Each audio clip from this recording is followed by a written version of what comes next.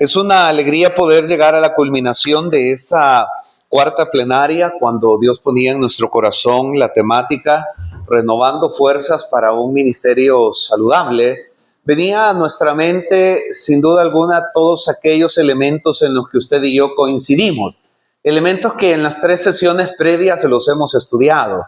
El estrés, la ansiedad, el cansancio, la soledad, el poder sentirnos agotados, desgastados, por esas situaciones que la Biblia no esconde, ni las esconde de los grandes hombres, ni la escondió el mismo Señor Jesús. Recordará usted la sesión pasada donde hablábamos de Jesús en Getsemaní, en su momento de mayor vulnerabilidad, donde Él muestra en su humanidad, así como era 100% hombre, 100% Dios, teológicamente se le conoce como la unión hipostática, pero en su humanidad Él decía: mi alma está abatida, estoy solo, estoy por enfrentar algo que hace que mi alma sienta una agonía.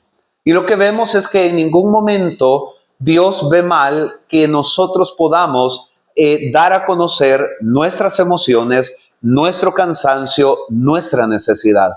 Si recapitulamos las 3 sesiones previas, hemos hablado del contexto que Dios no nos quiere fatigados, nos quiere renovados. No nos quiere en un sentido de amargura o de derrota, sino que nuestro corazón, si se ha ido secando por las pruebas, los quebrantos, las necesidades, pueda recobrar de parte de la presencia del Señor el gozo en el servicio.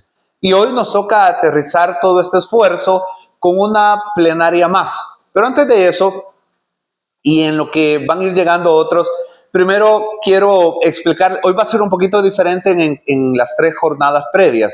Hoy primero quiero agradecer a mi esposa y a las hermanas que hoy les han preparado un refrigerio, hoy nos van a dar a todos una cena. Así que yo quiero agradecer a mi esposa por su diligencia, por su esmero, y si podemos darle una ofrenda de palma a todas las que nos han ayudado durante todos estos 4 miércoles. También agradecer a hermana Juanita que le extendimos el trabajo un mes más. Ella hace un mes dijo: terminé, cerré con el CCDL, pero yo le dije: no, todavía faltan 4 miércoles más. Gracias, hermana, por su dedicación. También a hermana Claudia, que nos ha hecho el diseño, ¿verdad?, de todo lo que es la parte de la impresión, y a todos los que de una u de otra manera han colaborado. Muchas gracias a Javier y a Alex, que nos han estado ayudando también con la parte de la administración. Normalmente hemos estado saliendo a las 8:30. También hoy vamos a salir a las 8:30, solo que tendremos un tiempo más prolongado para la cena. Les vamos a dar 15 minutos y luego queremos cerrar con un pequeño tiempo de algunas preguntas que puedan haber y hasta donde nos dé el tiempo tratar de contestarlas, y luego con un tiempo de oración. Vamos entonces de acá hasta las 7:30 en la jornada de esta noche. Damos bienvenida también a 2 hermanos que son parte de la familia de la fe. Eso es lo hermoso de pertenecer a la familia de Cristo. No tenemos el mismo apellido, pero la misma sangre fue derramada por. Así que voy a pedir que se puedan estar de pie. Si nuestros hermanos que acompañan a hermana Rina y a hermano Héctor, ellos vienen desde, si no mal recuerdo, bueno, ellos residen en Estados Unidos, pero vienen desde la República de México, ¿verdad? O originarios de México. Estados Unidos. Pues sí pueden estar de pie, y es un gusto tenerles esta noche con nosotros. Siéntanse en casa y esperamos que también puedan ser edificados. Bueno, hablábamos de Elías en el contexto de una cueva, y hoy quiero llevarlos a una historia muy conmovedora y que pocas veces quizás le vemos todo el detalle. Siempre les he dado un material adicional, ya les voy a dar el material adicional al que ustedes tienen. Vamos a tomar hoy 3 citas bíblicas. La primera de ellas está en primer libro de Samuel, capítulo 22, del versículo 1 al 2. Voy a pedir a Alex que con esa voz que el Señor le ha regalado lo pueda leer. Primer libro de Samuel, capítulo 22, versículo 1 al 2. Eso no está ahí en su material, se lo voy a dar después. Luego quiero que busquen Salmo capítulo 57. Y luego quiero que busquen todos Salmo 142. Salmo 57 y Salmo 142. Previamente leemos primer libro de Samuel, capítulo 22, versículo 1 y 2. Yéndose luego David de ahí, huyó a la cueva de Adullam, cuando sus hermanos y toda la casa de su padre lo supieron, vinieron allí a él. Y se juntaron con él todos los afligidos, todos los que estaban endeudados, todos los que se hallaron en amargura de espíritu, fue hecho jefe de ellos. Mire qué interesante. De ese cuadro que recién vamos leyendo, ¿qué le llama? Voy a pedirle dos voluntarios, a hermana Rebeca y a hermana Norma. ¿Qué le llama la atención de esos dos versículos que Alex va a volver a leer en este momento? Yéndose luego David de ahí, huyó a la cueva de Adulán, cuando sus hermanos y toda la casa de su padre lo supieron, vinieron allí a él. Se juntaron con él todos los afligidos, todos los que estaban endeudados, y todos los que se hallaron en amargura de espíritu. Y fue hecho jefe de ellos, y tuvo consigo como 400 hombres. A ver, hermana Rebeca. Me llama más la atención es que a pesar de la situación en la que se encontraba y que quizás los que llegaron ahí sabían que estaban aún peor, decidieron hacerlo como su jefe. Ok, te llama la atención que deciden hacerlo su jefe, su líder. Ok, Están en una situación casi igual que la de ellos. ok. Norma. Quizás el cómo se habían agrupado precisamente por las mismas emociones que estaban experimentando. Entonces, el poder llegar y ver otras personas que están quizás en una condición peor que él. Ok. Ahora, tal vez algunos lo sabían, otros hasta hoy lo van a conocer. ¿Por qué les digo que leamos el Salmo 57 y el Salmo 142? Porque esos dos salmos son escritos mientras él está en la cueva de Adulán. Desde ahí, él escribe el Salmo 57, bueno, el Espíritu Santo lo inspira, y él escribe el Salmo 57 y el Salmo 142, estando en la cueva de Adulán. Estamos hablando del autocuidado, ¿verdad? Del autocuidado espiritual. Esa es la última sesión que tenemos para esta noche. Y es interesante porque todos sabemos que David lleva para este momento ya por lo menos cerca de unos 10 años como fugitivo. No le hablo de un mes ni de un par de semanas, sino por lo menos 10 años. Se cree que para este momento de la cueva de Adulán, él está casi por llegar a los 30 años de edad. Él va a ser entronado en Hebrón a los 33 años y medio y en Jerusalén a los 40.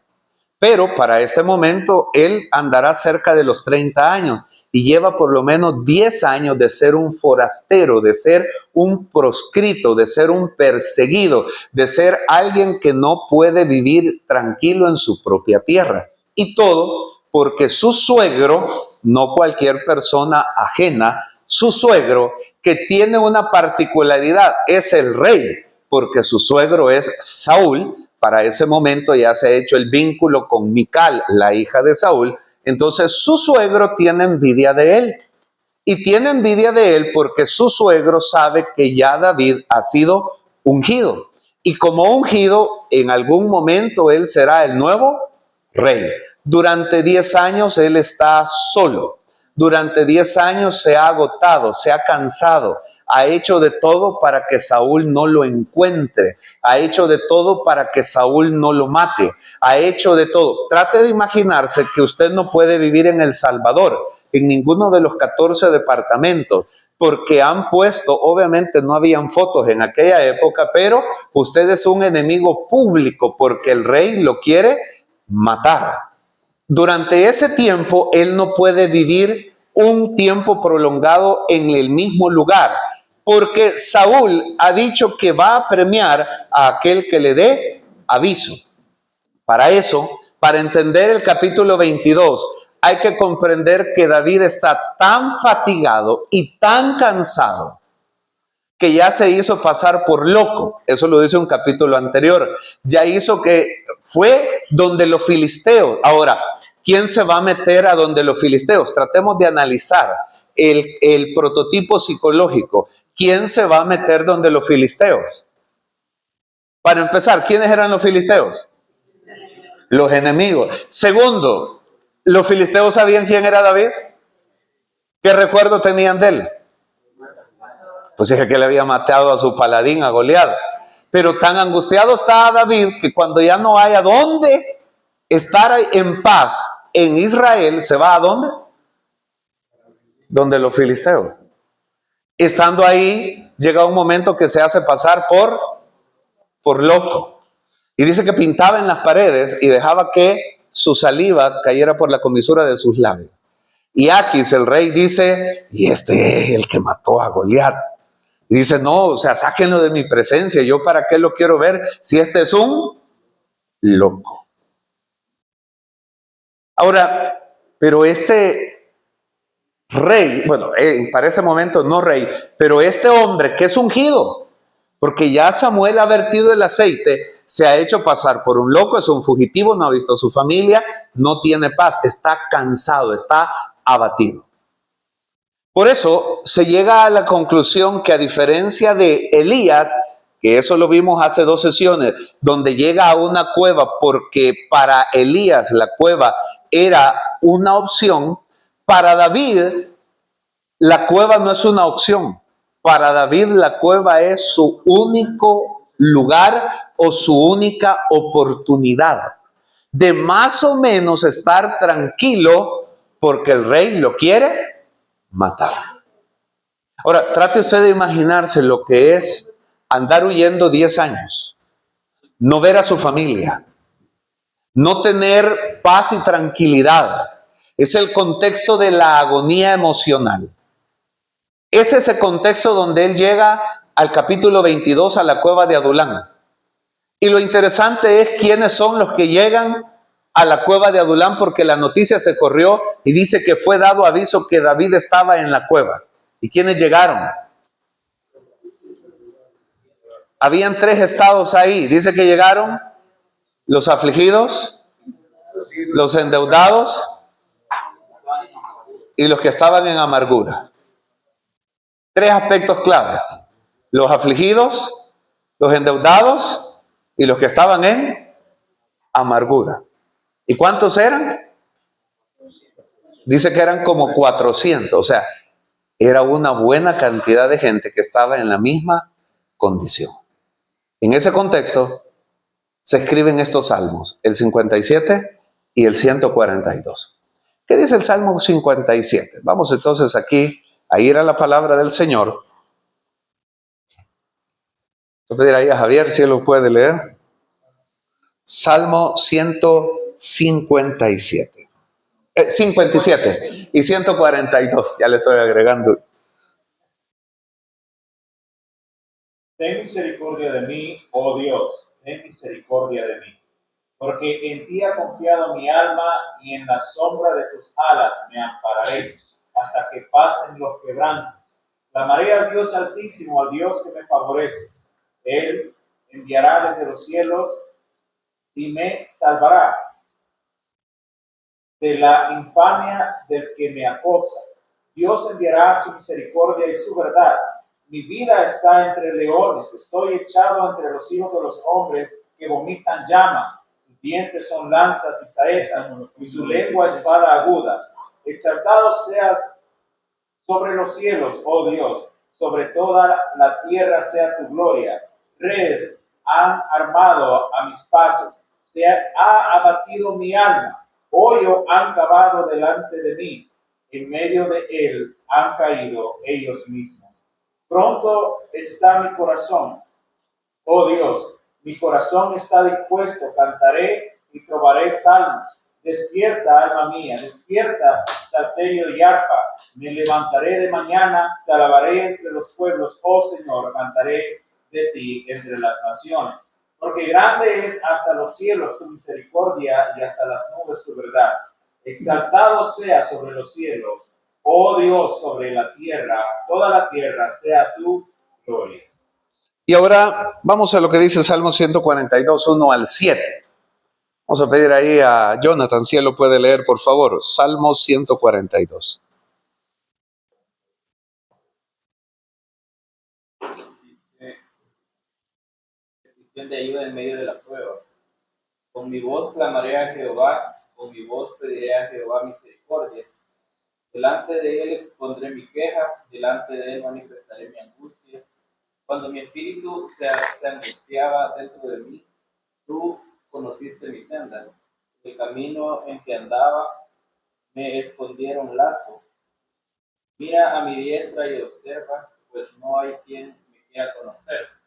No tengo refugio, ni hay quien cuide de mi vida. Clamé a ti, oh Jehová, dije, tú eres mi esperanza y mi porción en la tierra de los vivientes. Escucha mi clamor, porque estoy muy afligido. Líbrame de los que me persiguen, porque son más fuertes que yo. Saca mi alma de la cárcel para que alabe tu nombre. Me rodearán los justos, porque tú me serás propicio. Ok, un voluntario. ¿Qué diferencia hay entre las dos actitudes? La de Elías y David estando no en la misma cueva, pero sí estando en una cueva cada uno. En el caso de Elías, él está siendo perseguido por Jezabel y le ha dicho que lo va a matar, le va a quitar la cabeza como lo hizo con sus profetas, y él huye y está dormido. Ahora David está en la cueva de Adulán. ¿Pero qué está haciendo David en la cueva? Interesante, está clamando. No está derrotado. Porque cuando uno solo lee el capítulo 22 de Samuel, pareciera ser que es cierto. Claro, está cansado, está drenado, está fatigado, se siente solo, pero en la cueva él está clamando. Porque para David, a diferencia de Elías, como les decía previamente, para David la cueva en este caso no era una opción. Para David la cueva era su única salida, era lo único que le podía permitir a él poder respirar, porque el rey lo quería matar. Adulán significa lugar de refugio. Eso es el significado etimológico más básico de Adulán. Es la cueva del refugio. Eso significa el lugar donde David llega de una manera estratégica para poder ser guardado de la mano del rey Saúl. Ahora, note usted algo importante acá. David había dejado de ser un héroe nacional que venció a Goliat para ser un fugitivo perseguido por el rey. O sea, estamos hablando de cambios de roles. Después de ser el héroe nacional que le gritaban y le alababan cuando entraba de la batalla y decía, Saúl mató a 1000 y David a sus 10,000, ese mismo hombre que había gozado las mieles de la popularidad, del cariño de las personas, de ser uno de los generales, ahora era un fugitivo. O sea, de eso que él había sido ya no quedaba nada. Cuando hablamos del autocuidado espiritual, debemos comprender que todos en algún momento en la vida también seremos necesariamente ubicados en una cueva que podemos llamar también nuestra cueva de Adulán, la cueva del refugio. Pero uno podrá decir, un refugio, ¿qué idea nos da la palabra refugio? Protección, descanso. Interesante, Moisés, un lugar que sabemos que es seguro para nosotros. Pero ¿quiénes llegaron a esa cueva de refugio?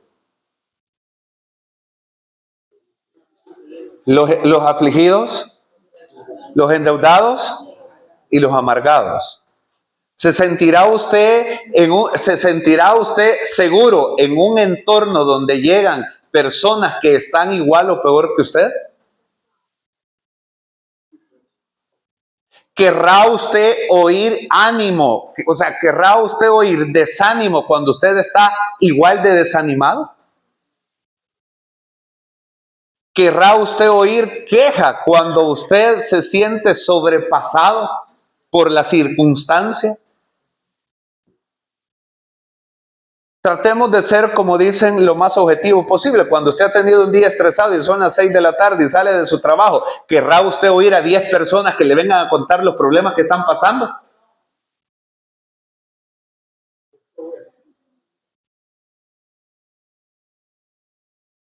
Quizás lo más probable es que no. Y que quizás por respeto vamos a estar ahí, pero nuestra mente va a estar en la crisis, en el problema, en la necesidad. Pero la actitud de David es clave. Porque lo que no se cuenta en 1 de Samuel, se cuenta en los Salmos. Él está abriendo su corazón. Él está diciendo al Señor cómo se siente, lo que ha pasado, las emociones que está viviendo, pero que en medio de todo David sigue proclamando algo en los dos salmos, sigue diciendo que Jehová es su esperanza. Y mis amados hermanos, si algo es clave para el autocuidado espiritual, es que usted y yo jamás perdamos de vista que el Señor es nuestra esperanza. En medio de todo lo que pueda cambiar, porque como lo hemos dicho, ¿verdad? Qué fácil es cantar cuando todo va bien, lo difícil es cantar cuando todo va mal. Qué difícil es tener buen ánimo cuando todo está cubierto, ¿verdad? Me refiero pagos, situaciones familiares. Qué difícil es adorar cuando hay muchas cosas por cubrir y no hallamos o no sabemos cómo las vamos a cubrir, de dónde vendrá la provisión, cómo vamos a hacer para llegar a final de mes. Eso es lo que está viviendo David. Y dentro de esos dos salmos, él nos habla del autocuidado espiritual. ¿Cómo nosotros podemos tenerlo en el presente? Al llegar a ese momento del primer libro de Samuel, David está viviendo su momento más bajo. Hay dos elementos que él vive ahí: aislamiento y confusión. El aislamiento porque tiene 10 años de no ver a su familia, de no gozar del cariño, del calor, y no lo puede hacer porque no puede estarse mucho tiempo en un mismo lugar porque es un proscrito, y el lugar donde él se quede mucho tiempo le van a mandar a avisar a Saúl, y Saúl va a venir y lo va a querer asesinar. Esa agonía, hermano. Vaya, lo más parecido a lo que sentíamos todos nosotros hace unos 3 años, sobre todo aquellos que vivían en lugares difíciles, ¿verdad? De que usted no sabía si iba a poder regresar a la noche o no. Y sé que me doy a entender con lo que estoy diciendo, que usted no sabía qué situación podía pasar, pero aquí le estoy hablando de una situación de carácter nacional. No había un lugar seguro para David, ninguno, porque él era un enemigo público, estaba aislado. Y todos en algún momento, hermanos, de nuestra vida pasamos situaciones donde nos podemos sentir como aislados, como que nadie se acuerda de nosotros, como que nadie puede venir a nuestro encuentro, como que nadie puede hacer algo por nosotros. No es fácil de gestionar ese momento de aislamiento. Pero no solo está aislado, también él está confundido. Estaba solo, pero también estaba experimentando el desprecio. No tenía claro hacia dónde iba. Ya el palacio no se veía muy claro para él. Y aquella unción gloriosa que había sido hace 13 años ya solo era un recuerdo en su mente. Ahora lo que está viviendo es la agonía del aislamiento y del peligro. ¿Cuántos de nosotros hemos vivido momentos de gloria delante de la presencia de Dios? Pero ¿cuántos hemos caído en esta agonía? En donde lejos quedó el momento donde Samuel llegó y dijo: ¿y estos son todos tus hijos? Y Samuel le dijo: no, aún falta el más pequeño que está allá cuidando unas ovejas. Y dijo: pues mándenlo a traer, porque si él no viene, no vamos a comer. Y cuando llega, el Señor le dice: este es, y lo unge. ¡Qué momento más glorioso! El Espíritu Santo viene sobre David, va a tocar el arpa con unción, va a liderar los ejércitos de Israel con unción, va a matar a Goliat, pero 10 años después ese ungido, ¿cómo está? Cansado, fatigado, desorientado. ¿Alguna vez usted se ha sentido así? Y esas son las grandes batallas internas que decimos: ¿y qué pasó con aquel momento? No, es que eso se va a cumplir, pero es un proceso. Por eso es necesario ir a Adulán. Es interesante porque Adulán, como les decía, significa el lugar de refugio o la cueva a donde podemos ser refugiados. Esta cueva tiene una simbología para muchos teólogos y algunos dicen que esta es como la cueva del alma. David proclama: saca mi alma de la cárcel para que alabe tu nombre. No solo era la cueva una prisión física, sino que era la cárcel de la aflicción que le impedía alabar a Dios. en su agonía, en su soledad, en su abatimiento, cuando no hallaba cómo salir de eso, él decía: Señor, no permitas que esta agonía consuma en mí mi deseo de alabarte. En medio de todo quiero seguirte alabando. Y le hago una pregunta que creo que es la que todos en algún momento podemos identificar. ¿Es fácil alabar a Dios cuando estamos en agonía?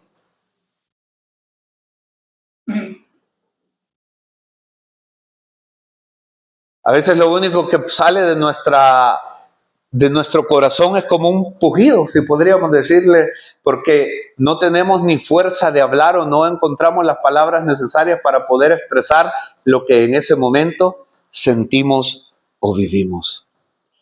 Pero, ¿cuál es el autocuidado? Porque estamos hablando del autocuidado espiritual. ¿Cuál es el autocuidado de David acá? Es el de la rendición total. Es el de ir en su momento de mayor hostilidad delante de la presencia de Dios. A pesar de ese ambiente tan adverso, él no renuncia de hacer lo que sabe que le puede dar a él una salida, y es ir delante de Dios.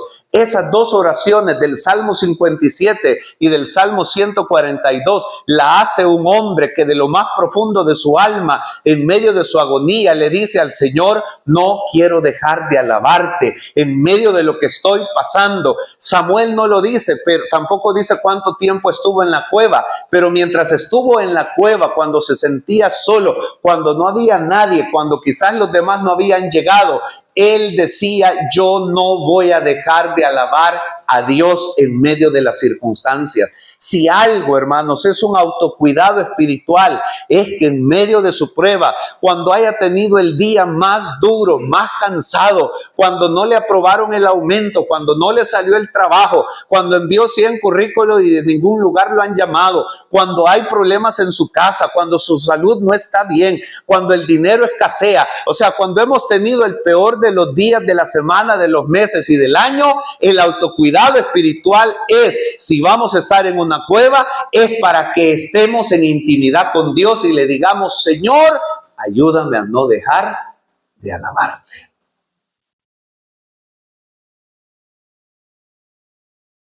Porque las visitas que vamos a recibir no nos van a alentar. Porque las 3 visitas que recibió, unos llegaban endeudados, otros llegaban abatidos y otros dicen que llegaban amargados. Hágame un favor, diga que sea la para suya. Amargado yo, dígale. Y amargado vos, dígale. ¿Dónde vamos a llegar? No, es cierto, hermano. O sea, amargado usted, abatido usted, endeudado usted y el de la par igual. ¿Qué ánimo? Y yo le digo a Alex: ¿tendrás $5 que me prestes? Y él me dice: una cora estoy yo necesitando.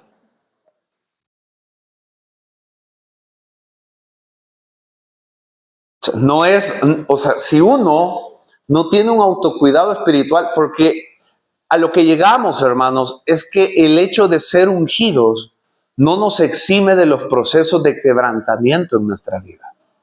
El hecho de que hayamos experimentado lo que conocemos como definición conceptual, la gloria de Dios, que es un toque de Dios, una palabra de Dios, el ser visitados por la presencia de Dios, no nos exime de esos momentos de proceso, de quebranto, de soledad, de angustia. Después de ser el héroe nacional, era el enemigo público número 1. ¿Qué contraste más grande? Ahora está solo y está en una cueva.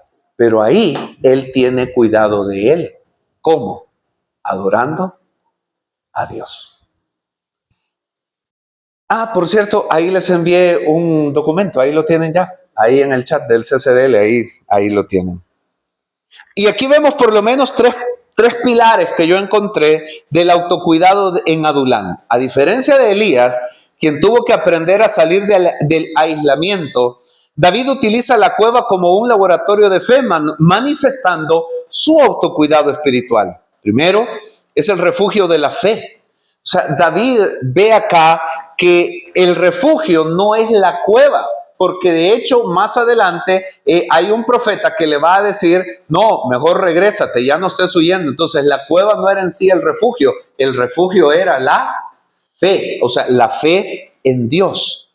Él dice, ten misericordia de mí, oh Dios, ten misericordia, porque en ti ha confiado mi alma, y en la sombra de tus alas me ampararé hasta que pasen los quebrantos. Ponga su mano en su corazón y diga, Señor, en ti ha confiado mi alma, y en ti me voy a amparar hasta que pasen todos los quebrantos. Hay una familia que conocemos con mi esposa que le está lloviendo sobre mojado, problemas financieros serios. Luego una de ellas, que es maestra de un liceo cristiano al que mañana voy a ir a predicar, le diagnostican un cáncer fuerte como es leucemia. Luego la otra hermana es operada. O sea, todo en menos de 15 días.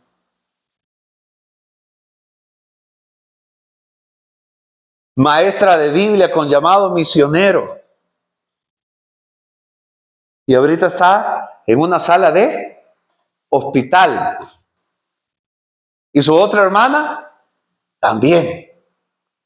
Y la crisis económica más aguda. En ese momento es donde nosotros debemos comprender que el autocuidado espiritual es tener, como lo decía, no una emoción, una convicción. Señor, en ti me voy a amparar hasta que hayan pasado todos los quebrantos. Porque llegará un día que van a pasar todos los quebrantos.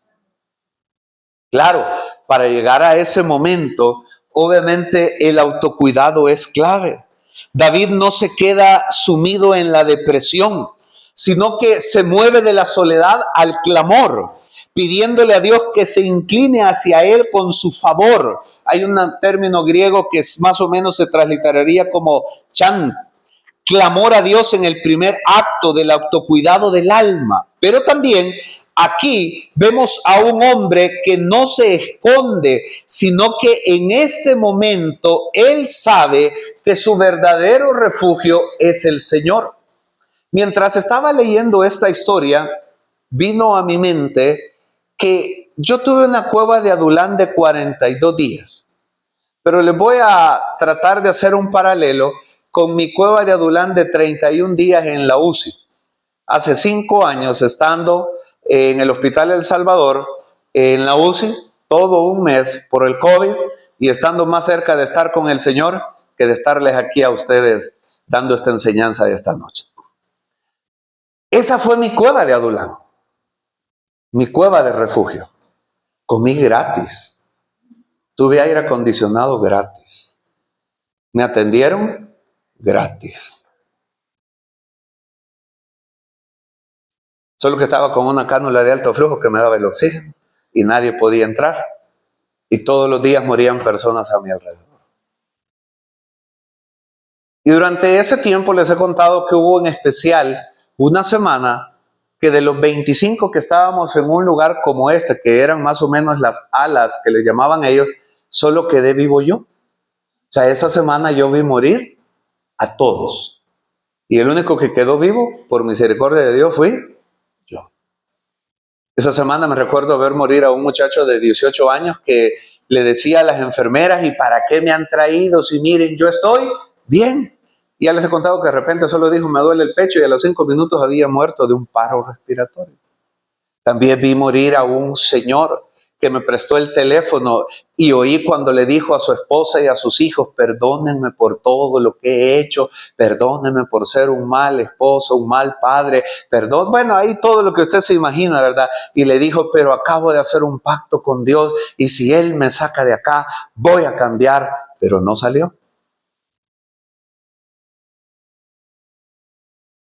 Durante ese tiempo vi morir también a un señor quizás como de unos 60 años y él me decía en Quesaltepeque tengo una propiedad y él me decía es una propiedad grande y sembramos esto y esto y esto y esto, y cuando yo salga de acá yo sé que voy a tomar nueva fuerza para poder sacar una mejor producción y ayudar a mi familia. Y me recuerdo que igual me prestaron el celular porque éramos pocos los que teníamos celular, y le habló a la esposa y le dijo, si al caso yo no salgo de acá, ya le dio las indicaciones de cómo iba a hacer para proceder, y resulta que obviamente no salió porque murió.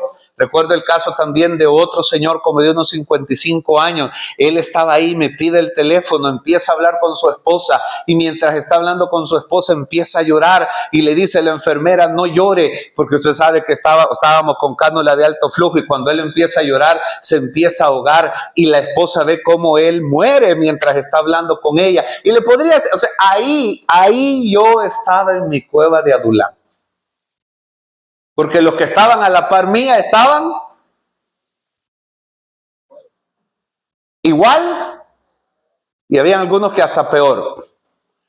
Porque recuerdo el caso de una señora de 60 años, y lo voy a decir así con el respeto debido, pero no encuentro una mejor ilustración. Ustedes han visto los pollos que ponen aquí en el Pollo Real en una cuestión de hierro donde los van rostizando. Así estaba esa señora.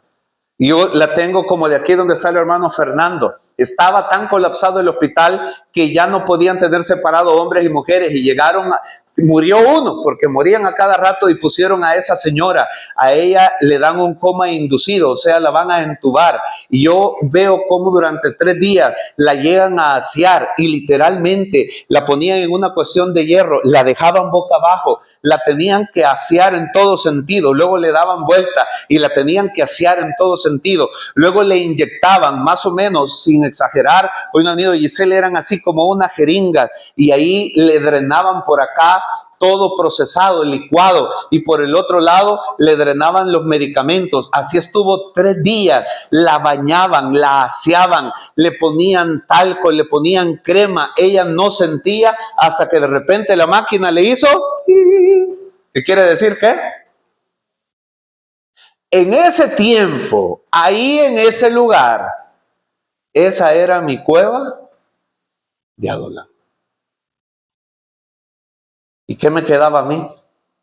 Cantar, orar, ver las transmisiones de mis compañeros pastores, ver los cultos que hacían ustedes en línea, ver cuando hermano Héctor llegaba a predicar, ver cuando mi esposo estaba orando. ¿Qué más me quedaba si yo estaba en mi cueva? Pero esa era mi cueva de refugio. Ese era mi lugar de renovación. Ese era mi lugar donde de ahí Dios iba a hacer algo especial, porque a lo que los quiero llevar es que el autocuidado espiritual no tiene que ver con estar exento de los problemas, es lo que aprendemos cuando estamos en medio de esas crisis y de esos problemas. Ahí donde para usted tener un rollo de papel higiénico era como tener dinero, porque obviamente no se tiene nada. Ahí donde poder tener 5 Pampers era todo un lujo. Ahí donde ¿cómo le llaman a esos? Donde uno orina, tiene un nombre, los patos, o sí, bueno, y verdad, y oír la gente gritar, verdad, porque no alcanzaban. Y le decían a usted, ¿alcanza a ir al baño? Y le decían, no, si me desconecto de aquí, no he llegado donde hermana Briseida cuando he caído muerto, porque o sea, en medio de eso aprendí 3 cosas. Lo primero que aprendí es que ahí yo pude experimentar a un Dios real en todo sentido. Y no porque no sea real, yo lo estaba experimentando real. Cuando veía que la gente estaba muriendo, era lo único que me daba paz. Era lo único que me daba certeza y seguridad. Lo segundo que aprendí ahí, en mi propia cueva, era que aunque los demás estaban en la misma condición, yo tenía algo que ellos no tenían. No me refiero a lo que me llevaba mi esposa. Me refiero que conmigo estaba el Señor. Y ellos me decían, ore, Ya les he contado en mi testimonio, los médicos me decían, ore, las enfermeras me decían, ore, algunos me decían, puede orar por nosotros. Entonces yo estaba ahí, ya teníamos una hora específica en la que todas las noches orábamos. Ahí estaba yo comprendiendo que a través de esa oración yo mismo estaba siendo renovado. Y lo tercero que entendí en esa cueva es que si estaba ahí es porque había un propósito que yo no entendía, pero que se iba a cumplir. Y les he contado que me escribieron de Colombia, me escribieron de Puerto Rico, me escribieron de varios lugares y me decían, estamos orando por usted. De veras, hubo un momento que en medio de todo eso me fortaleció y yo dije, si yo no soy alguien conocido, y me hablaban de varios lugares y me decían, estamos orando, me enviaban audios, algunos los conservo en Messenger, me decían, la iglesia tal, en tal país, estamos orando por usted, y me enviaban el audio y yo decía, bueno Señor, si estoy acá es porque algún propósito tú tienes. Ahora, el propósito para David ahí era aprender a depender de Dios y también formar a los que llegarían a ser sus valientes, porque de esos que estaban ahí, que llegaron amargados, endeudados y llegaron literalmente desanimados y abatidos, es que surgieron los valientes de David. Hay una aplicación más, porque yo sé que ya el olor a la cena ya a todos nos está haciendo hacerle así. Vamos aquí con esta mesa, la primera aplicación de lo que tienen en digital, del documento de la cueva de Adulán. Vamos aquí con Aviu. Si lo podemos ir leyendo. Creo que son 15 las que tienen ahí ustedes. De la cueva de Adulán al refugio.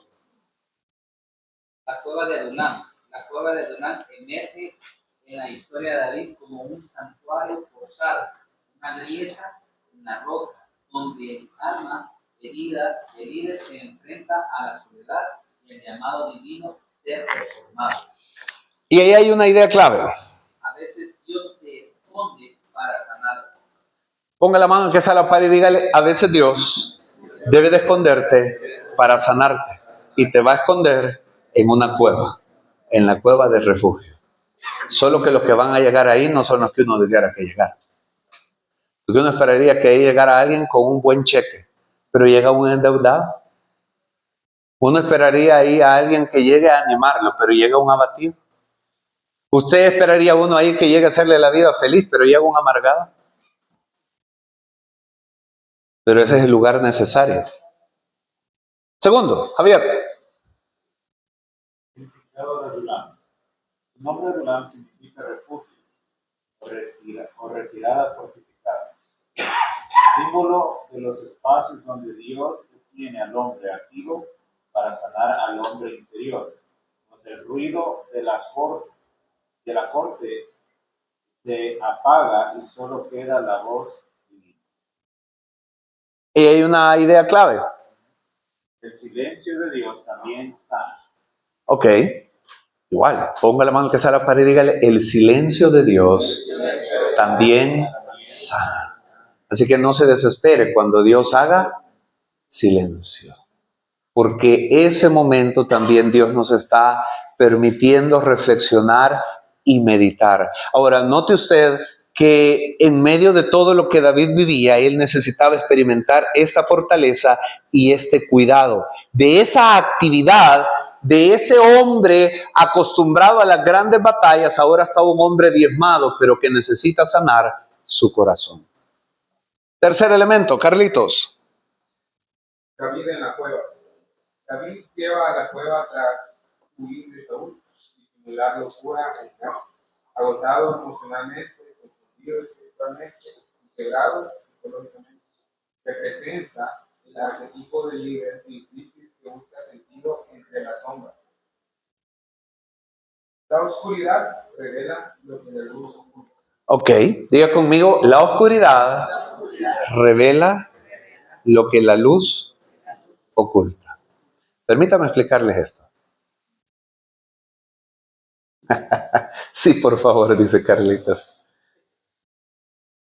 Vale. Vamos a ver. Venga, hermano Roberto. Vamos a explicarlo, vamos a tratar de aplicarlo de esta manera. Y ven, Jonathan, vaya, vio.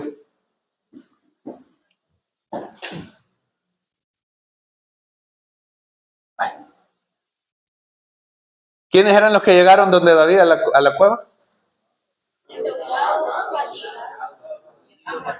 Vaya. ¿Afligidos?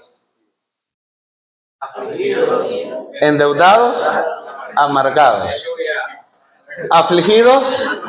¿Endeudados? Amargados. Si el Señor les está profetizando algo, pues vaya, otra vez. ¿Afligidos? ¿Endeudados? Amargados. ¿Y cómo estaba David? Similar a ellos. Hay un principio acá. Y es que, porque dice que leamos el principio que me dijiste que quieres que te explique nuevamente. La oscuridad revela lo que la luz oculta. Vaya. Hay situaciones que uno no entiende hasta que uno comprende un principio bíblico. Uno atrae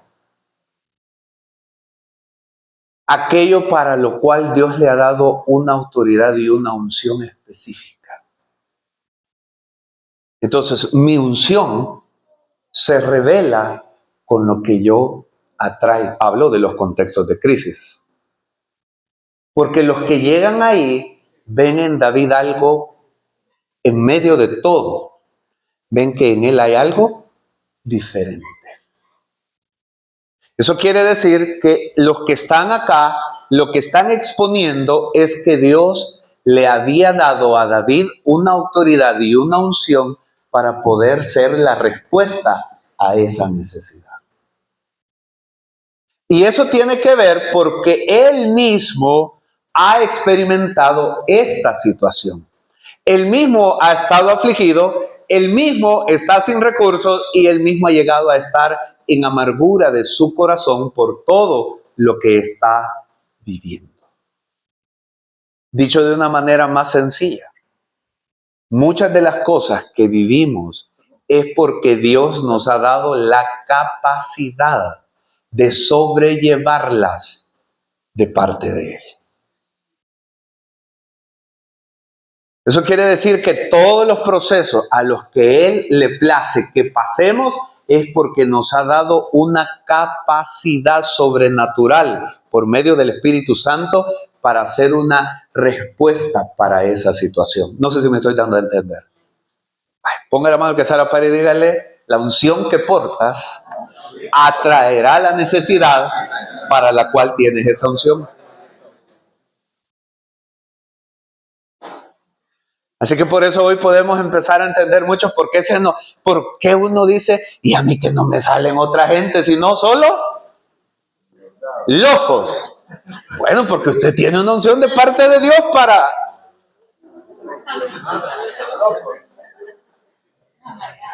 Vaya, exacto. ¿Y por qué solo gente amargada? Porque usted ya de ahí fue libre. ¿Me estoy dando a comprender? Pero eso se reveló cuando ellos dijeron, hagámoslo nuestro líder. Gracias, pueden sentarse. Imagínense qué interesante.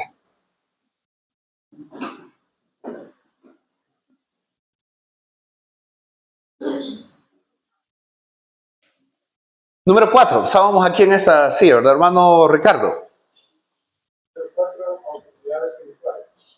En ese cumplimiento se gesta en la autoridad espiritual, la capacidad de corregirse, de volver a sí mismo a través de la oración, de encontrar en la vulnerabilidad una nueva plataforma de comunicación con Dios. La oración no une, reconstruye. ¿Qué hace la oración? Reconstruye nuestras vidas. Hablábamos la semana pasada que la oración nos da paz, nos da estabilidad, nos da sosiego, nos da calma, nos permite ver las cosas de una manera diferente, nos fortalece, calma nuestro espíritu. ¿Y qué estaba haciendo David? Eso lo vemos en el Salmo 57 y en el 142. ¿Qué estaba haciendo David? Estaba orando. Número 5. Vamos a ver los que tienen su teléfono. Hermana Norma. Salmos 57 y 142. Salmos 57 y 142 es la cuerda, revelan el alma desnuda del cielo. Sacan el alma de la cárcel, expresan no solo la discordia física, sino hundido en ansiedad, depresión y fatiga espiritual. El alma también necesita el signo divino. Reconocer nuestra necesidad no es falta de fe, es un acto al contrario, es un acto de fe cuando le decimos, Señor, me siento así y solo tú puedes hacer algo por mí. Les he contado decenas de veces que era el tercer muerto que vi, un doctor del hospital, bueno, creo que es la primera vez que lo voy a decir, del hospital de diagnóstico. Llega todavía con su bata del hospital de diagnóstico, un hospital privado. Y llega al hospital de El Salvador y le dicen, colega, tranquilo, usted está en nuestras manos, pronto va a estar. Bien, eso es a las 5 de la tarde, a las 7 de la noche que nos están sirviendo la comida, él empieza a decir, me duele el pecho. 10 minutos y hay como 8 personas entre médicos, enfermeras, terapistas respiratorios, hacen todo lo que saben hacer y por último le van a dar choque eléctrico y después de 10 minutos se oye aquella máquina indicando que el doctor estaba muriendo. Mientras yo veo eso, lo he dicho, en mi mente, yo le digo, Señor, qué difícil cómo voy a morir. Y el Señor me dice, ¿por qué tienes miedo? Y yo le digo, porque estoy viendo cómo en la agonía que mueren. Y otra vez el Señor a mi mente, ¿pero por qué tienes miedo? Y yo, Señor, porque qué angustioso es morir buscando aire. Y les estoy hablando con todo y máquina, y aún así no poder encontrar aire. Y el Señor me recordó aquel versículo, porque yo no te he dado espíritu de cobardía, sino de poder, de amor y de dominio propio. Yo le digo, ¿y qué puedo hacer? Y él me dice, ora. Y yo le digo, ¿cómo? Si tengo un tubo aquí. Y me dice, ¿y acaso tu mente, que no puedes orar en tu mente? ¿Acaso yo no te voy a oír?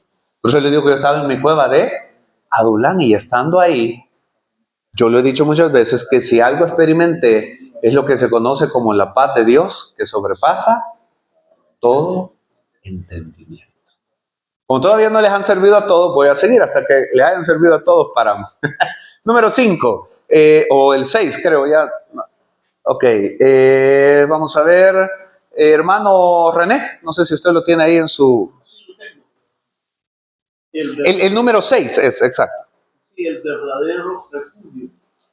Sin embargo, el refugio no es la piedra, sino la presencia. David redirige su fe del entorno al eterno, transformando su crisis en cátedra de espiritualidad madura. En la sombra de tu ala me ampararé. El refugio no es lugar, es persona. Diga conmigo, el refugio no es el lugar, es persona. El refugio no era la cueva, era quien estaba en la cueva. Ahí en ese momento se revelaba como Elohim, como Yahvé. Su refugio no es su trabajo, su refugio no son sus familiares en el norte, su refugio no es su salario, su refugio es Jehová que hizo los cielos y la tierra. Y eso es lo que él está comprendiendo ahí en la cueva. Número 7. Vamos a que participen de esta mesa. Hermano Roberto Alvarenga. Desplazamiento interior. Ese desplazamiento interior marca el inicio del autocuidado de fe. Reconocer que el alma se sana no cuando todo cambia afuera, sino cuando el corazón se refugia dentro de Dios. La paz no llega, se agita. Mire qué interesante, dice que el alma se sana no cuando todo cambia afuera, sino cuando el corazón se refugia dentro de Dios. Porque posiblemente lo que nuestros ojos van a seguir viendo no va a cambiar. Lo que ha cambiado es dentro de nosotros la certeza, la confianza, la seguridad. Mi esposa se acuerda de él, se llama Edgar Gómez, él es miembro del segundo templo de las Asambleas de Dios de Usulután, y él fue uno de los terapistas respiratorios que me ayudó en las madrugadas cuando tuve un par de crisis. Y me recuerdo que cuando él se iba solo me decía, pastor, espero hallarlo con vida cuando regrese a mi turno. Y yo le decía, ¿cuándo regresa? En 24 horas, me decía. No se vaya a morir, me decía.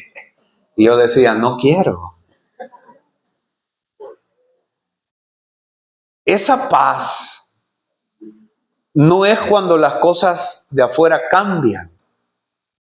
Es cuando usted llega a la conclusión, bueno, si vivo, vivo para Él, y si muero, muero para Él. Así que si muero es ganancia, y si quedo con vida, también es ganancia. Y eso me permitió tener una perspectiva diferente en medio de todo lo que aún me faltaba por seguir viendo dentro del hospital. Número 8. Hermana Gaby. Laboratorio terapéutico, la cueva entonces se vuelve laboratorio terapéutico del alma. El aislamiento se convierte en la infancia y la oscuridad en el escenario de revelación que Dios vuelve a hablarle a la voz alma. Dios susurra más claro en el cielo. Y es ahí, ¿verdad?, que a través de los que llegan, de los necesitados, David comprende que la unción sigue estando en él, porque él había sido ungido para ser, ¿qué? Rey, aunque en ese momento estaba en la cueva sin nada, pero la unción todavía estaba sobre él. Si uno está comiendo, puede poner la mano que está a la par y puede decirle, pueda que estés en la cueva, dígale. Pero ahí sigue siendo un ungido del Señor. Es que eso es lo que tuvieron que ver en él y dijeron, él debe de ser nuestro líder. Porque aunque el escenario era el más sombrío, pero él había sido ungido para ser rey. Y aunque ahora estaba en una cueva como un proscrito, eso no podía eliminar que él había sido ungido de parte de Dios. Número 9, Valeria. No sé si tienes ahí en tu celular.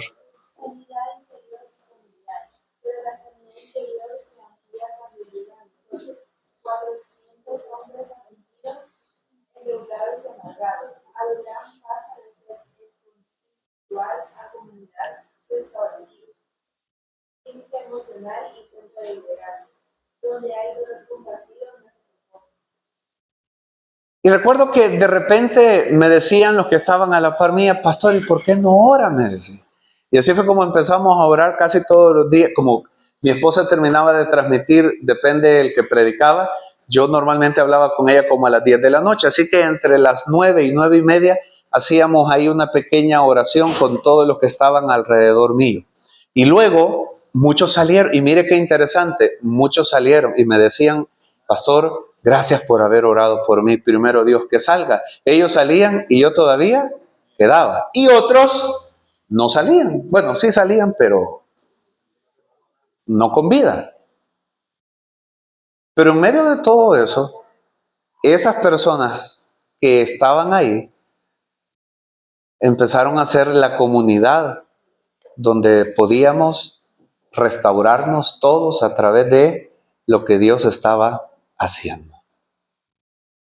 Por eso es que a veces es necesario pasar por donde Dios nos procesa, para que sin darnos cuenta, como Pablo luego lo va a decir en Corintios, si no mal recuerdo, la misma consolación con la que somos consolados es la misma consolación con la que vamos a consolar a otros también. Número 10, hermano Boris. Sí, solo estoy esperando que le sirvan a todos. Ya le sirvan a todos. Sí, porque aquí está. Los hermanos de aquí se asustaron que no les habían servido a ellos. Y cerramos con el número 10, hermano Boris. Liderazgo empático. Aquí nace una figura profética, el liderazgo empático. David, sanando parcialmente, empieza a sanar a otros. Su dolor se vuelve medicina. Su vulnerabilidad se convierte en autoridad moral ante los quebrantados. Solo el que sangró puede sanar. Solo aquel que ha experimentado un dolor puede ser restaurado, y al ser restaurado puede entender a otro de una mejor manera para ayudarle en su mismo proceso de restauración. Bien, hermanos, disfruten su cena. Seguimos ahí en unos 15 minutos. Por la fe, vamos a dar un minuto más para que puedan hacer la rifa en eso y luego vamos con el cierre que tenemos para la jornada de esta noche. Así que no sé si va a pasar hermana Juanita o quién va a hacer la rifa. A la cuarta plenaria. Ese documento nos habla sobre el arte del autocuidado espiritual. Y ahí se nos habla bajo esta reflexión que el alma también necesita cuidados. Vamos a ver ahí, Alex, ¿nos ayudas? Manteniendo el alma en salud y el corazón en fuego. 1 Corintios 6, 19, 20 dice: o ignorantes que vuestros cuerpos es el templo del Espíritu, el cual está en vosotros, el cual tenéis de Dios, que no soy vuestro. Porque habéis sido comprados por precio. Glorificad pues a Dios en vuestro cuerpo y en vuestro espíritu, los cuales son de Dios. El alma también necesita cuidado. Amados hermanos y hermanas, al llegar al cierre de esta serie, el Espíritu Santo nos invita a mirar hacia adentro.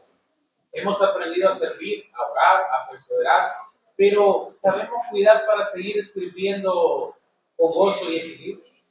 Y el autocuidado espiritual no es una moda ni un concepto psicológico moderno, es un principio bíblico profundamente arraigado en el corazón de Dios.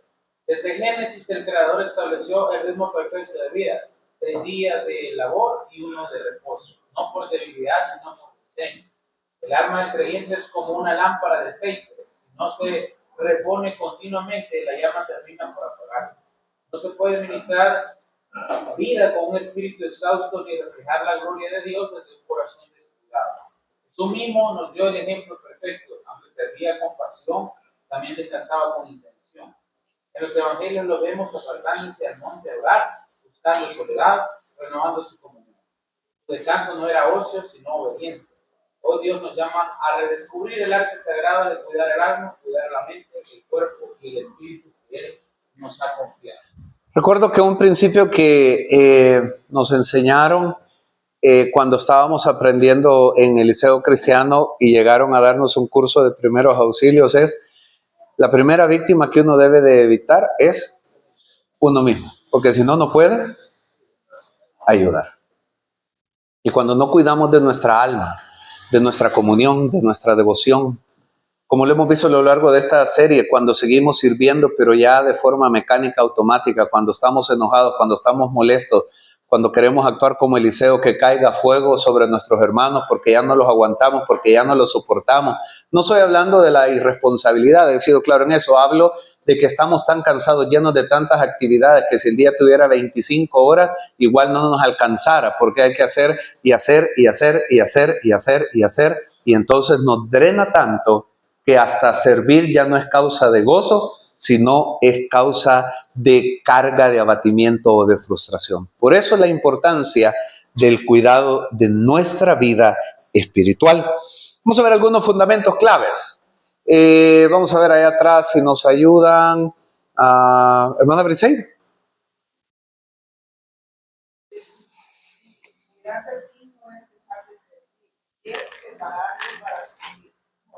Déjeme ver, donde dice fundamentos conceptuales del autocuidado espiritual, no sé si está así en su material.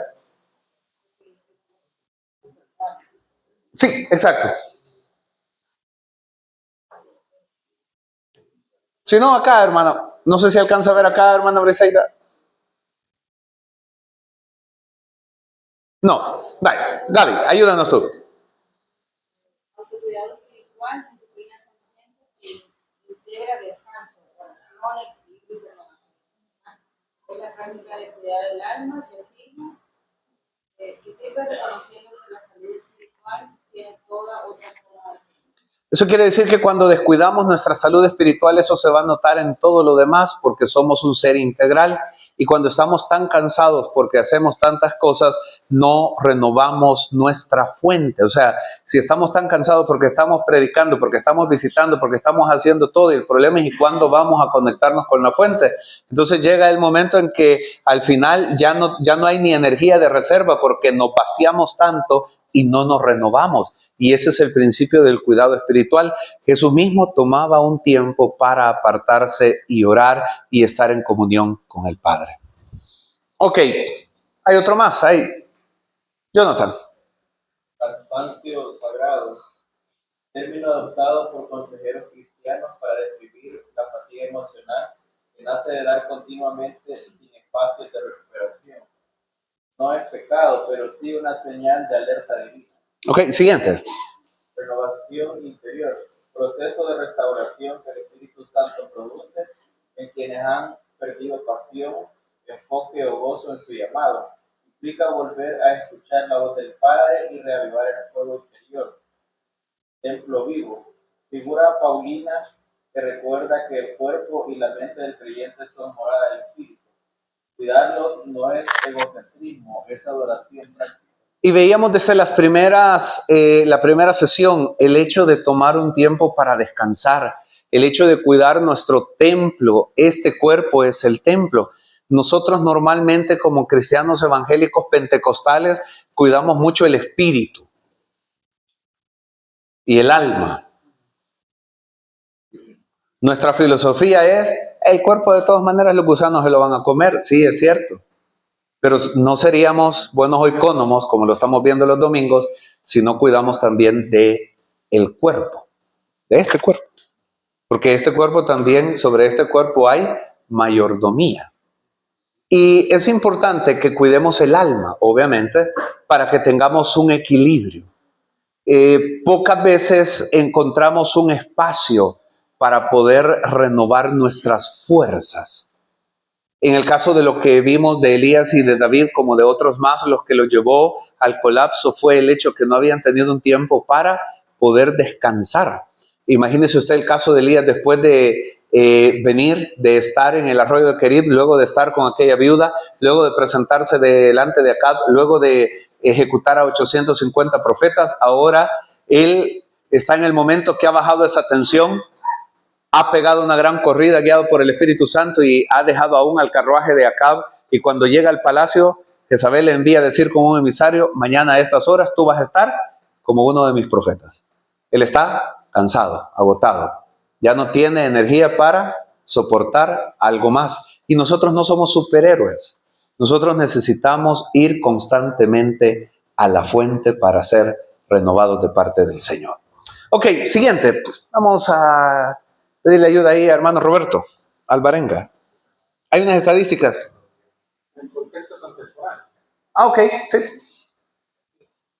Según Barna Group, 2023, el 68% de los cristianos activos experimenta agotamiento espiritual o emocional al menos una vez al mes. Mire qué interesante, quiere decir que 7 de cada 10 o 70 de cada 100 o 700 de cada 1000, y ahí como usted lo quiera llevar, en algún momento del mes se siente agotado. Hagamos una encuesta. Levante la mano los que honestamente hoy, esta noche, se sienten agotados. Bueno, así como que ya quisieran que lleguen las vacaciones, ya quisieran que pase este momento difícil, crucial, tensión, compromisos, etcétera, etcétera. Y eso se va acumulando para muchos mes tras mes, tras mes, tras mes, tras mes. Y eso va generando, obviamente, una crisis que los puede llevar a un colapso emocional. Siguiente. El 47% de pastores y líderes confiesan no tener espacios personales de realización. El 60% de los voluntarios ministeriales afirman que su devoción personal se ha convertido en una rutina más que en un deleite. Estos datos revelan una crisis silenciosa dentro del cuerpo de Cristo. Estamos enseñando a servir, pero no a descansar, a dar, pero no a recibir. El libro de agotamiento pastoral advierte: el alma que no aprende a detenerse por amor a Dios terminará siendo detenida por el agotamiento. El Espíritu Santo está llamando a la iglesia contemporánea a redescubrir el equilibrio entre acción y adoración, entre carga y comunión. objetivo. Reconocer el autocuidado espiritual como parte de la obediencia cristiana. Aplicar principios bíblicos y psicológicos de renovación interior. Cultivar una espiritualidad saludable que integre cuerpo, mente y espíritu. Inspirar una cultura de descanso, oración y equilibrio ministerial en la iglesia. Y vamos a cerrar con esto el material. Vamos a pedir allá a Edwin, que está allá atrás, si nos puede leer la última, la que sigue, donde dice: cuidar del alma no es debilidad, es obediencia. Cuidar del alma no es debilidad, es obediencia. El libro de los Reyes, capítulo 19, versículos 5 a 8. Y echándose debajo del enero, se quedó dormido.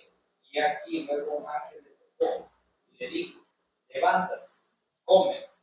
Entonces él miró y he aquí a su cabecera una torta cocida sobre las ascuas y una vasija de agua. Y comió y bebió y volvió a dormirse. Y volviendo el ángel de Jehová la segunda vez, lo tocó diciendo: levántate y come, porque largo camino te resta. Se levantó pues y comió y bebió y fortaleció con aquella comida.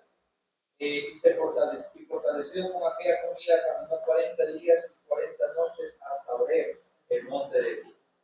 Elías, el profeta del fuego, cayó en depresión después de una gran victoria. Dios no lo reprendió, lo alimentó y le permitió dormir. El descanso fue parte de la restauración. Reflexión. El alma necesita pausas. Dios no te pide que seas incansable, sino que seas fiel. Ejemplo contemporáneo. Una misionera en África contó: aprendí que la fatiga prolongada es enemiga de la fe. Cuando descansé, volví a escuchar la voz de Dios. Apoyo psicológico. El descanso profundo restaura funciones cerebrales relacionadas con la atención y la empatía. Esto según Harvard Spiritual Health Review en el 2023. Acción bíblica. Haz del descanso una cita divina. No duermas para huir, descansa para renovar propósitos. Ok, quiero que repita conmigo. Dios no te pide que seas incansable, sino que seas fiel. Puede poner la mano que sea a la par y dedíqueselo. Dígale: Dios no te pide que seas incansable, te pide que seas fiel. Hasta Jesús se cansó en su naturaleza humana. ¿Por qué diseñamos este seminario antes de las ratificaciones que las arrancamos el domingo y antes de las capacitaciones? Porque por lo menos en los 19 años que por misericordia pronto cumpliré de estar acá, casi podría decir que el 80% del liderazgo, cuando llegue este mes, quiere que ya llegue diciembre para entregar y decir: eso ha pasado y seguirá pasando. Y la gente dice: qué hermano, cuando yo agarré este ministerio, jamás me imaginé la gente con la que me iba a topar. Así es usted también y así soy yo. Cuando nos lideran, también damos dolor de cabeza. ¿Me estoy dando a entender? O sea, cuando uno es líder, uno dice: ay, qué gente. Pero cuando lo lideran a uno, uno no echa de ver a veces uno mismo el obstáculo que le pone a otros. Y entonces muchos cuando llegan, otra gente dice: no, yo después de esta experiencia de ser líder, en mi vida vuelvo a liderar, dicen, porque qué difícil. Y otros que pueden seguir o podemos seguir sirviendo, pero hemos perdido la pasión y ya lo hacemos como dijimos, porque hay que hacer. Entonces, es el poder hacer un alto y descansar. Pregúntese algo: ¿hace cuánto fue la última vez que realmente usted tuvo todo un día para no hacer nada?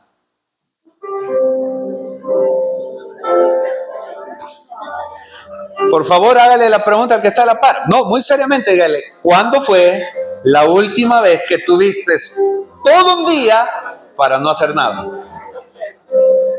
Y yo sé que casi todos automáticamente van a decir: ay, pastor. Sí. De eso es lo que se ha tratado todo esto. Jesús mismo tomaba tiempos para ir a orar, a reposar, a descansar, a refrescar la mente. Y a veces no le estoy hablando de gastar e irse fuera del país. Hablo realmente de descansar en el Señor. De entender que lo que usted no pudo resolver hoy, no lo pudo resolver. Y quizás mañana tampoco, pero Dios sabe cómo. Entonces yo debo de entregarle a Él esa carga, esa necesidad, esa crisis. Miren, como dicen, ¿verdad? Hay que hablar de uno. ¿Sabe que durante 18 años teníamos amigos que nos decían, ¿y ustedes cuándo toman vacaciones? Y nosotros con mi esposa siempre le decíamos, pues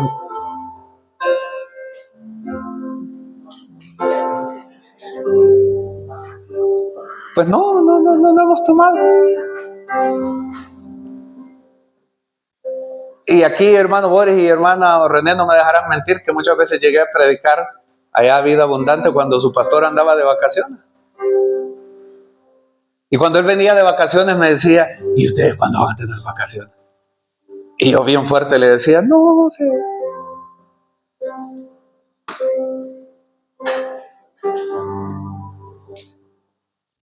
Y eso suena bien espiritual. Ya que suena bien espiritual. ¡Wow! Dice uno. ¡Qué hombre, qué mujer! Incansable, sí, pero usted medio le habla y usted responde enojado. Porque anda tan estresado, anda tan enfermo, pero sigue haciendo las cosas.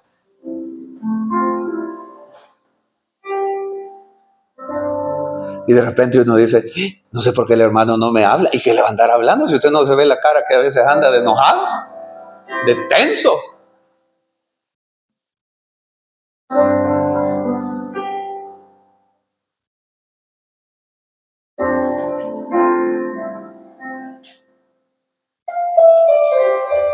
Y de repente le dicen, hermano, ¿le pasa algo? No. Ahora, eso nos ha pasado a todos, hermanos. Por eso les estoy diciendo que este año, por fin nos tomamos 5 días con mi esposa. Después de 19 años. Entonces yo no les estoy queriendo aquí decir o hablar desde la teoría, sino la importancia. Descansar en el Señor tiene 3 elementos, con esto cierro. 1, es el descanso de mis afanes. O sea, eso es una señal de fe. Mi afán es que yo quiero resolver todo en mi capacidad y conocimiento, pero eso, sin darme cuenta, hace que yo deje de confiar en Dios, porque confío más en mi capacidad, en lo que sé, en lo que he aprendido, y no descanso en que Dios es el omnipotente, yo no. Entonces, muchas veces parar es entender y comprender esa verdad.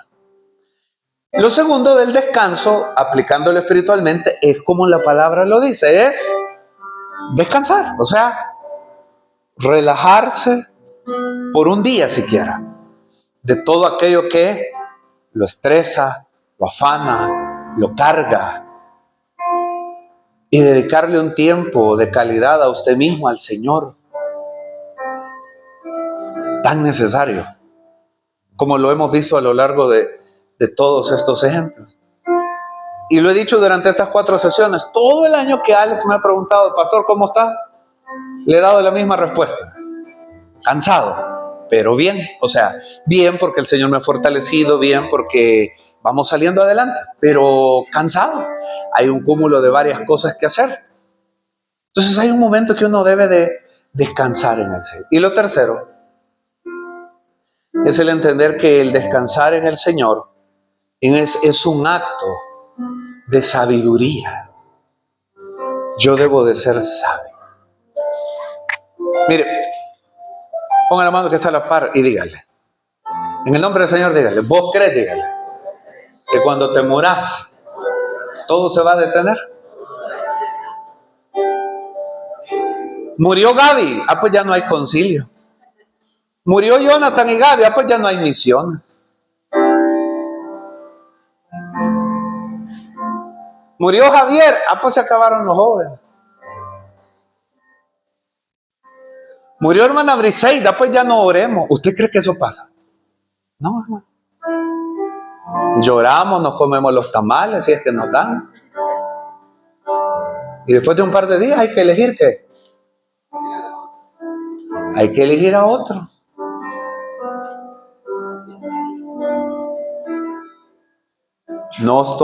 He sido claro, yo no estoy hablando de no ser perseverante, ese es otro contexto. No estoy hablando de no ser fiel, como dijo Pablo, he peleado la buena batalla. Estamos hablando del contexto de la fe, de la permanencia, de no dejar que nos mine la duda, ¿verdad? Aquí estamos hablando de la parte de entender que descansar es ser sabio.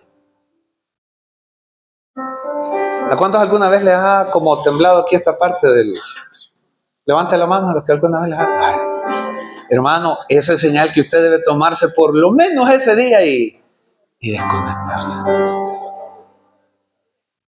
Claro, yo sé porque a mí me pasa y todos vamos a decir, pero es que no se puede detener esto, es que el trabajo, es que el informe, es que sí, hermano. Pero le van a decir, hermano Roberto, bueno, no, al hijo le van a decir, tu papá fue buen trabajador y tal vez le dan un cheque. Pero hay que contratar a otro. ¿Me estoy dando a entender?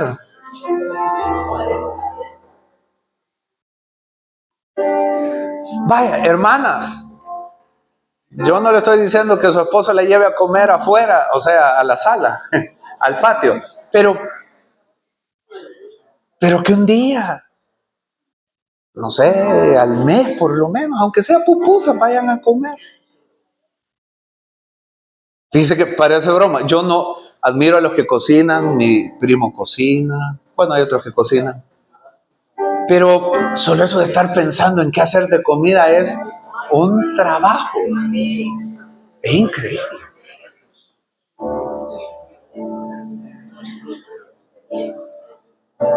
Y como dicen algunos stickers, hoy la cocina está...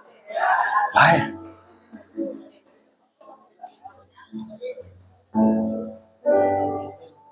Aquí sí, miren, en el buen sentido, un día al mes, si sus papás todavía están saludables, lleve a sus hijos con él. Y usted tenga un tiempo de descanso, de reposo. Les dije un día, no les dije todo el mes. Igual, con el caso de los abuelos, no es falta de amor, de empatía, de misericordia, decirle a sus hijos, hijo, son tus hijos, no son los míos. O sea, no los puedo seguir creando, tengo 70 años. Si intento correr me voy a caer. Nos vas a hallar un día los dos quebrados.